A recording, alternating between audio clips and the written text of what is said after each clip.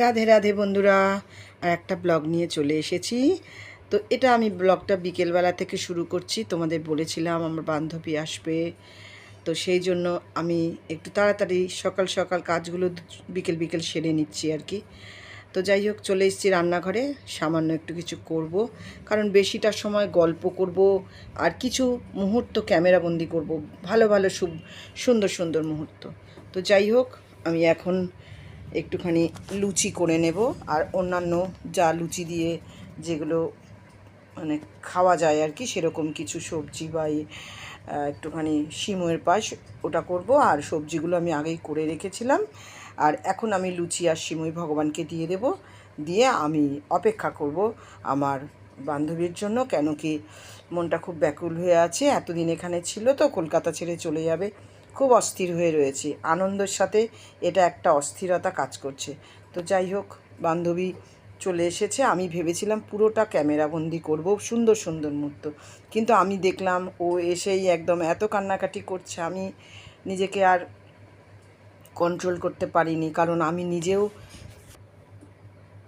কেঁদে ফেলেছি। আর সত্যি কথা বলতে কি, সব সময় কিছু মানুষ আমাদের জীবনে মানে প্রচুর তার অবদান থাকে। আমার জীবনে তো আছে, শুধু ভালোবাসা ছাড়া আমি ওর কাছ থেকে কোনো দিন কোনো অবজ্ঞা, কোনো দিন কটু কথা কিচ্ছু পাইনি। কি করে কথা শুরু করব, কি বলবো সেটা বুঝে উঠতে পারছিলাম না। দুজনেই দুজনকে কন্ট্রোল করতে পারছিলাম না, কারণ ও আমাকে খুব ভালোবাসে। আর আমরা তিনজন আছি, আর একজন ছায়া মাতাজি দেখো যে আসে আমার সঙ্গে আমার বাড়িতে, বা আমি ওর সঙ্গে যাই। তো মাতাজিকে আমার বলতে ভুল হয়ে গেছিলো বলে মাতাজি আসেনি, নাহলে আমরা আবার তিনজন এক জায়গায় আশা করছি একসাথে জড়ো হবো। কারণ আমরা ছায়া, মিতালি আর রমা, এই তিনজন হচ্ছে আমরা একটি সুতোতেই গাঁথা।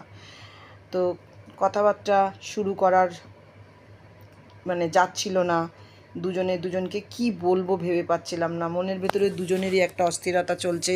ও চলে যাবে অনেক দূরে আমাদেরকে ছেড়ে, আর এই রাজ্যে নয়, একটু ভিন রাজ্যে চলে যাবে। ওর ছেলে সেখানে কর্মরত, মানে ওখানে নতুন করে ওখানে জব পেয়েছে, ওখানে চলে যাবে, আর ও তার সাথে চলে যাবে স্বাভাবিকভাবেই। তো এই বন্ধুর কথা আমি যতই বলবো কম হবে।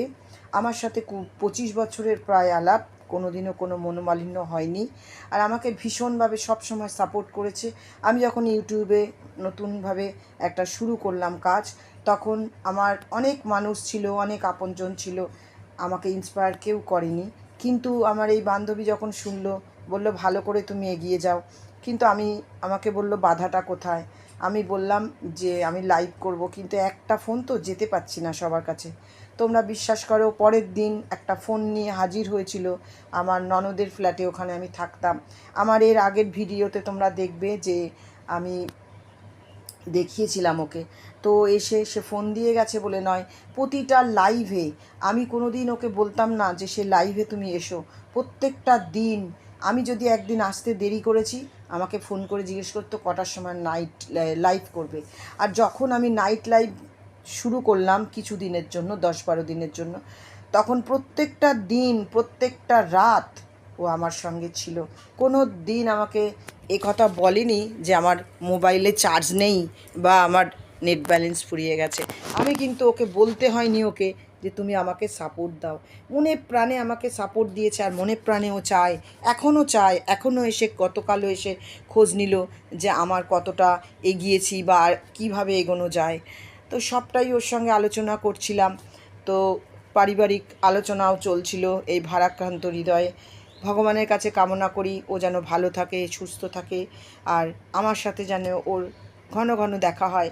যদিও সেটা সম্ভব নয়, কারণ ও চলে যাচ্ছে মুম্বাইতে, অনেকটা দূর।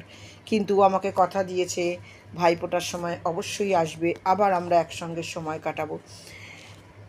আর ও আমার সাথে ও যতক্ষণ বা যতদিন যুক্ত আছে, আমি দেখেছি ওর ভীষণ ডিউটি, কর্তব্য, কোনো দিন কর্তব্যে অবহেলা করেনি ও।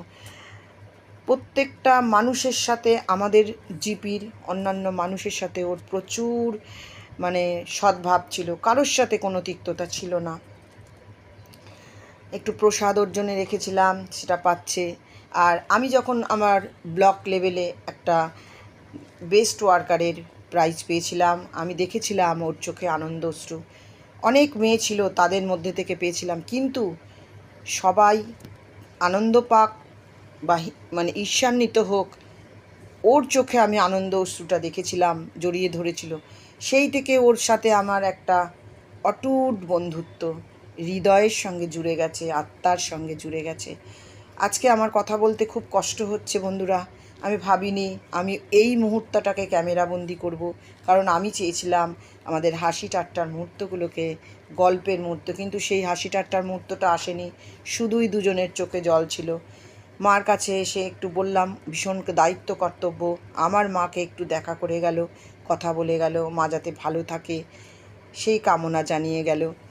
আর যাবার সময় গেটেও অনেক কান্নাকাটি করছিল, সেটা আমি আর চাইনি ক্যামেরাবন্দি করতে, কারণ এইটাই আমার অনিচ্ছাকৃতভাবে হয়ে গেছে।